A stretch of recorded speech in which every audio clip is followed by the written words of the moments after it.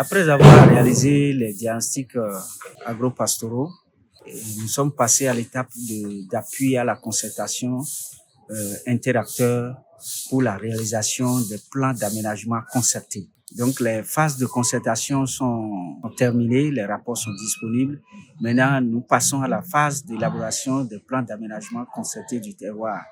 Et donc, chaque terroir, les 67 qui ont bénéficié des DAS, doivent élaborer leur PACT, un plan d'aménagement concerté du terroir. Et pour le faire, c'est les facilitateurs et facilitatrices de l'ADECOB qui vont se charger de réaliser ces plans d'aménagement concerté du terroir avec l'appui du cabinet Pixal. Et donc, pour le faire, il faut renforcer les capacités de ces acteurs-là, les facilitateurs et facilitatrices, pour qu'ils arrivent à bien élaborer le plan, qui est un document assez opérationnel qui doit être élaboré avec toute la rigueur qu'il faut.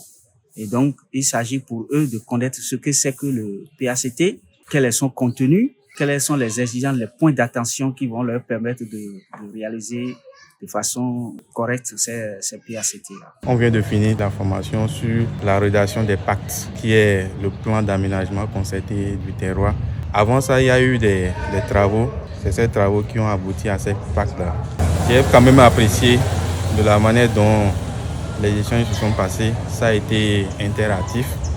C'est pas que le CM est venu, il a déroulé ce qu'il a fait, non. Ça a été interactif. Donc c'est la partie la plus intéressante.